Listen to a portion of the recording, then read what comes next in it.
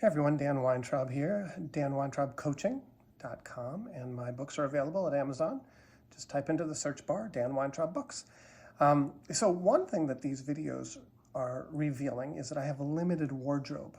I'm not a clothes buyer, and when I travel, and I travel a lot, I only pack like a little carry-on backpack. So I have limited repertoire of clothing for these videos. So anyway, I want to talk to you briefly about the neurophysiology that is showing itself in our current situation with regard to COVID-19 and vaccination. I'm going to call this the neurophysiology of FOX News, but it's not about FOX News. It's about what happens when we live in either social media or television rabbit holes, echo chambers, places that reflect our views. Here's what happens to us neurophysiologically. And again, this is not an ideological rant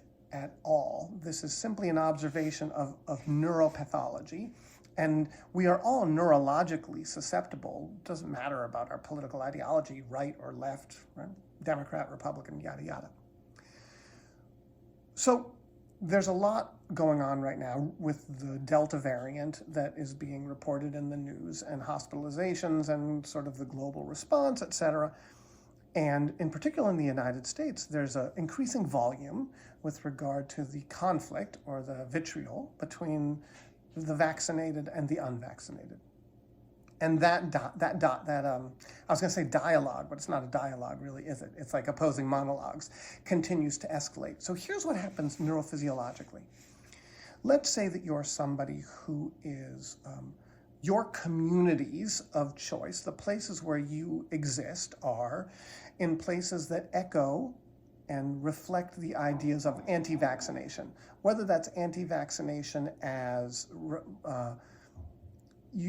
in social media circles, whether you're going to websites such as Fox News or Breitbart or Zero Hedge or the Gateway Pundit, etc. So conservative, right-wing, alt-right, however you want to put it, places that reflect your views. And when you go to these places, it reifies those views because of your neurophysiology.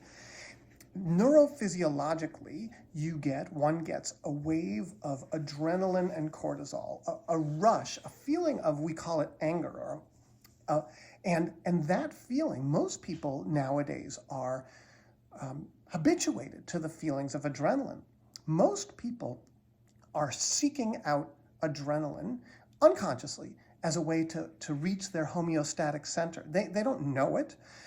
Some people will say, oh yeah, I'm an adrenaline junkie. I like to go bungee jumping. Okay, that's one way. But the political arena is another way.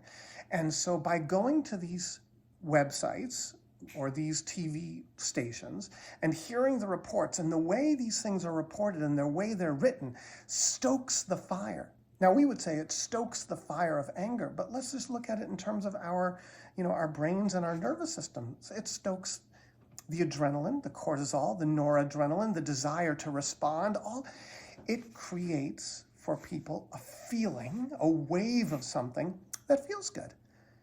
The reality is, in many ways, for people who are habituated to anger, that's a good place to be. That's a good feeling. People go to sporting events to have that experience. People engage in political argumentation to have that feeling. Because we have tens and tens of millions of people who are habituated to the adrenal and cortisol-centered experience, and that cortisol and adrenaline, by the way, that trips for them somewhat of a serotonin and dopamine response because their well-being, perceptively, in their bodies is stoked by that rising temperature, that anger, that adrenaline. And so the reason we find ourselves in a situation in which there is very little probability of solution is because everybody is going to their particular echo chambers, having their views and their beliefs, again, this is values context, but again, I'm talking physiologically, having their views and beliefs reinforced, creating those feelings, those waves of, we call them righteousness or righteous indignation or anger, but it's just physiology. It's just physiology. It's simply adrenaline and cortisol and noradrenaline in concert with one's unique physiology and history. How do you solve that? That is the dilemma we face. So I'm going to call this video the Neuro-physiology of FOX News, but it's not about conservative and liberal. It's about how do we solve a situation in which tens, if not over hundreds of millions of people, I mean, granted there are 300 and some odd million people in the country, are seeking out these physiological sensations because it makes them feel good. I do not have a solution. I would say that if everybody microdosed psychedelics and meditated for 3 hours a day, we would be in better shape. But probably I'm going to have trouble convincing people to do that. Anyway, fascinating stuff. Dan Weintraub here, danweintraubcoaching.com. You can read my books by going to Amazon and typing Dan Weintraub books into the search bar. And I hope you have a great day. Okay, bye.